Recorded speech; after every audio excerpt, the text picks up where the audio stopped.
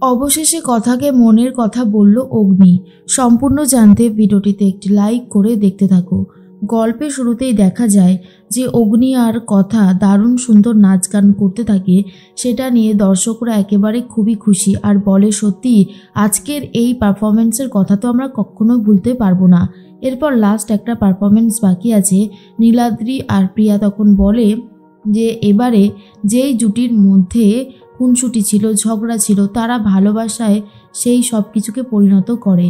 আর এরপর অগ্নি বলে কোথায় ভালোবাসা, আমাদের মধ্যে ভালোবাসা আবার কবে হলো? ছোটকা এগুলো কিন্তু বাড়াবাড়ি হয়ে যাচ্ছে। তখনই ছোটকা বলে পাবলিকের মার খাওনি তো, তাই এসব কথা বলছো। শোনো, এসব বলে এখানে কোনো লাভ নেই। আমি হলাম প্রডিউসার, আমি যেমন বলবো সেরকমই করতে হবে। এরপর আই লাভ ইউ গানে পারফরমেন্স করতে থাকে কথা আর অগ্নি। তখনই কথা তো খুবই খুশি হয়ে যায়, কারণ গানের ছলে হলেও অগ্নি একবার কথাকে আই লাভ ইউ বলে, আর এর জন্য কথার অনেক বেশি ভালো লাগে। সবাই মিলে হই হুল্লোড় করতে ব্যস্ত। পারফরমেন্স এত সুন্দর লেগেছে, সবাই জোরে জোরে হাততালি দিতে থাকে। আর এটা দেখার পরেই কর্তা দিদা বলে দেখেছো তো কর্তামশাই, কি সুন্দরভাবে আমার নাতি নাতনিরা সবার মন জয় করে নিল। এই বাজিতে কিন্তু আমি জিতে গেছি। তখন কর্তা দাদু বলে কথা মা ওদের সাথে ছিল বলেই সব কিছু সম্ভব হয়েছে, না হলে আর কোনো কিছুই সম্ভব ছিল না, বুঝলে রেনু? এদিকে অগ্নি তখন বলে যাক বাবা, একটা বড় বোঝা যেন ঘাট থেকে নামলো। প্রিয়া তখন বলে অনুষ্ঠানটা কিন্তু খুব ভালোই হয়েছে, সবাই মিলে যেভাবে হাততালি দিচ্ছিল। তখনই ছোটকা বলে আরে বাবা, প্ল্যানটা কে করেছে সেটা তো দেখতে হবে। আমি করেছি, আর ভালো না হয়ে পারে? সবাই তো মজা করছিল। এরপর অনেক দর্শক এসে মালা পরিয়ে যায় কথা আর অগ্নিকে, আর বলে সত্যি আপনারা খুব দারুণ সুন্দর অনুষ্ঠান করেছেন। এরকম অনুষ্ঠানটা তো আমরা কোনোদিনও দেখিনি। বছরের শেষে এত সুন্দর অনুষ্ঠান দেখে মন ভালো হয়ে গেছে। সারা বছরটা কিন্তু এবারে খুব ভালোভাবে কাটবে। এর মধ্যেই কথা অগ্নিকে বলে পাচক মশাই, আপনি কি কিছু বলবেন? তখনই অগ্নি বলে হ্যাঁ, তোকে আমি একটা কথা জানাতে চাই। কথাকে একটা কথা জানাতে গিয়ে অগ্নি রীতিমতো তুতলে যায় আর বারবার করে বলতে থাকে যেটা বলবো সেটা হলো, কিন্তু বলতে পারছে না। কথা তখন বলে বলুন না কি বলবেন। অগ্নি বলে থ্যাংক ইউ।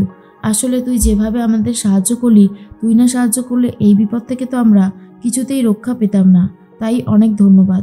এরপরেই কথা বলে পাচক মশাই, এটুকু তো আমার কর্তব্য, আপনি এসব নিয়ে একদমই ভাববেন না, বরং এটা নিয়ে ভাবুন যে আমরা আজকে সবাই মিলে অনেক মজা করব। এরপর তো সবাই গোবরডাঙ্গার ওই বাড়িতে ফিরে যায়, আর তারপরেই উনুন জেলে রান্না হবে বলে ঠিক করেছে।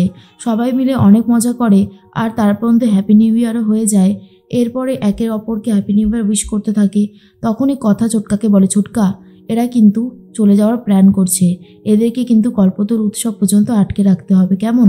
ছোটকা তখন বলে ঠিকই বলেছ, আমি তোমায় বলছি কথা, সব কিছু ঠিকভাবে করলেই হয়ে যাবে। অন্যদিকে দেখা যায় যে অগ্নি বলে কিরে, তুই যে সবাইকে এত খেয়াল রাখছিস, সবার জন্য লেপ কম্বলের ব্যবস্থা করেছিস, তোর নিজের কি অবস্থা? হ্যাঁ, তুই নিজে এরকমভাবে ঘুরে বেড়াচ্ছিস কেন? এরপর ভালো করে অগ্নি কথাকে মাফলার পরিয়ে দেয়, যাতে কথার আর কোনোভাবে ঠান্ডা না লাগে। পরের দিনই কল্পতরু উৎসব। সকাল হতেই কথারা সব কিছুর ব্যবস্থা করতে শুরু করেছে। এরপর কথা ঠিক করে যে আজকে সঞ্চিতা পায়েসটা বানাবে। সেই মতোই সঞ্চিতাকে সেই দায়িত্বটা দেওয়া হয়। আর তখন চিত্রা ইচ্ছে করে ঘরে চলে এসে কড়াইতে ভালো করে লেবু মাখিয়ে দেয়, যাতে পায়েসের দুধটা কেটে যায় আর পায়েসটা ছানা কেটে যায়। এসব দেখার পর কথা তো রীতিমতো অবাক হয়ে যায় আর বলে শেষ পর্যন্ত মেজমা আবার কুকীর্তি করছে।